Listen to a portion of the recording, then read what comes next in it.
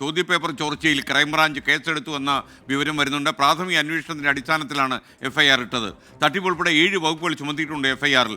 ദീപക് തരമണം മറ്റു വിവരങ്ങളുമായി കോഴിക്കോട് നിന്ന് തത്സമയം. Deepak, good morning.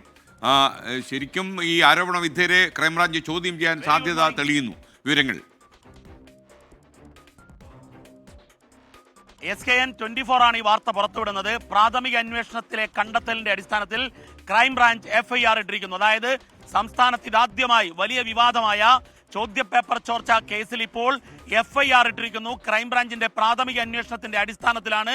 ക്രൈംബ്രാഞ്ചിന്റെ സ്റ്റേഷൻ തിരുവനന്തപുരത്താണ് സ്വാഭാവികമായും എഫ്ഐആർ ഇടുക. അവിടെ തന്നെയാണ് എഫ്ഐആർ ഇട്ടിരിക്കുന്നത്. ഇതിൽ ഇപ്പോൾ പ്രതി ചേർത്തിരിക്കുന്നത് ഷുഹൈബിനെ മാത്രമാണ്. കൊടുവള്ളി സ്വദേശി ഷുഹൈബ്.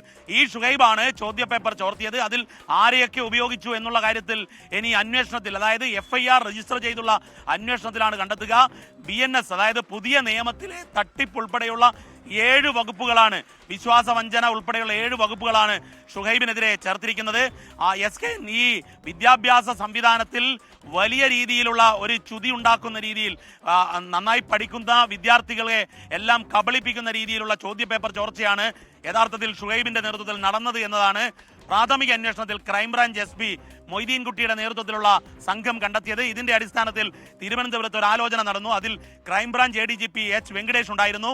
ആ ആലോചനാ യോഗത്തിൽ പ്രാഥമിക അന്വേഷണത്തിൽ തന്നെ ഈ ഷുഹൈബ് ചോദ്യപേപ്പർ ചോർത്തിയെന്നും അതിനുവേണ്ടി ഒരു നെറ്റ്വർക്ക് ഉണ്ടാക്കിയെന്നും ഇത് കാലങ്ങളായി ചെയ്യുന്നതാണെന്നും കണ്ടെത്തി. ആ കണ്ടെത്തലിന്റെ അടിസ്ഥാനത്തിലാണ് ഇപ്പോൾ ക്രൈംബ്രാഞ്ച് എഫ്ഐആർ ഇട്ടിരിക്കുന്നത്. SKN. Thank you Deepak തരമണം.